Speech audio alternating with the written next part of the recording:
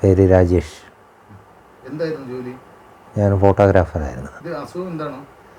എൻ്റെ 2 കിഡ്നിയും ഫെയിലായിപ്പോയി. എത്ര വർഷമായി? 2 വർഷമായി. വീടൊക്കെ സ്വന്തം വീടാണോ? അല്ല, വാടക വീടാണ്. മക്കൾ 2 പെൺകുട്ടികൾ പഠിക്കുന്നു. മൂത്ത ആൾ 5ാം ക്ലാസ്സിലും രണ്ടാമത്തെ ആൾ 2ാം ക്ലാസ്സിലും. മെഡിക്കൽ കോളേജിലാണ് ചികിത്സ മൊത്തം. പിന്നെ സാമ്പത്തികമൊക്കെ അപ്പുറം ഇപ്പുറമുള്ളവർ തന്ന് സഹായിക്കുകയാണ്. വരുമാനമൊന്നുമില്ല, ജോലിയൊന്നുമില്ല. എനിക്കും ജോലിയില്ല, ഭാര്യയ്ക്കും ജോലിയില്ല. സർക്കാർ സ്കൂളാണ്. ആഹാരം പുറമുള്ളവർ സഹായിച്ചാണ് തരുന്നത്, ജീവിക്കുന്നത്, മുമ്പോട്ട് പോകുന്നത്. 2 കിഡ്നിയും ഒരുമിച്ചാണ് ഫെയിലിയർ? 2 കിഡ്നി. അറ്റാക്ക് വന്നു. എനിക്ക് അറ്റാക്ക് വന്നപ്പോൾ ആൻജിയോപ്ലാസ്റ്റി ചെയ്തപ്പോഴത്തേക്ക് 2 കിഡ്നിയും പോകുമെന്ന് അവർ തന്നെ പറഞ്ഞു. അങ്ങനെ പോയതാണ്. കാരണം എനിക്ക് പ്രമേഹം ഉണ്ടായിരുന്നു. അതിനോടനുബന്ധിച്ചാണ് ഇതിനായിപ്പോയത്. ആഴ്ചയിൽ 2 ഡയാലിസിസ് ഇപ്പോൾ ചെയ്തുകൊണ്ടിരിക്കുകയാണ്. ഇന്നലെ ഒരെണ്ണം കഴിഞ്ഞതേ ഉള്ളൂ. ഞാൻ പറഞ്ഞില്ലേ, തൊട്ടടുത്തുള്ള ആൾക്കാരെ സഹായിക്കുന്നതാണ് മുമ്പോട്ട് പോണത്. ഉണ്ട്, എല്ലാവർക്കും ഒരു പരിധിയുണ്ട്. പക്ഷെ എന്ത് ചെയ്യാം.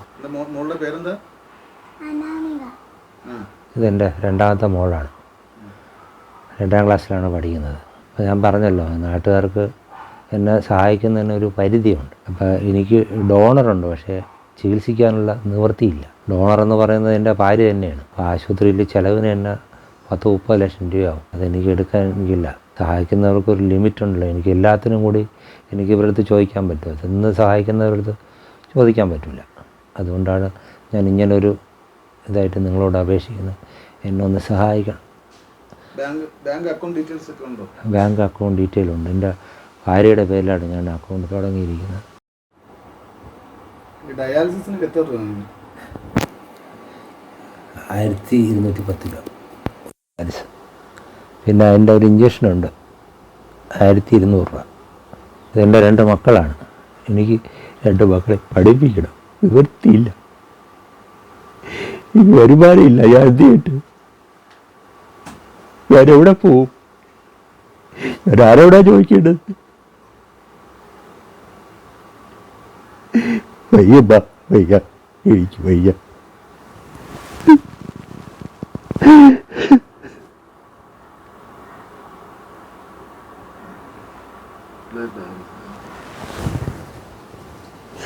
ഉള്ള സത്യം പറഞ്ഞാലും ആർക്കും മനസ്സിലാവില്ല. അയ്യോ അമ്മ, ഞാൻ ആരോട് പറയണം?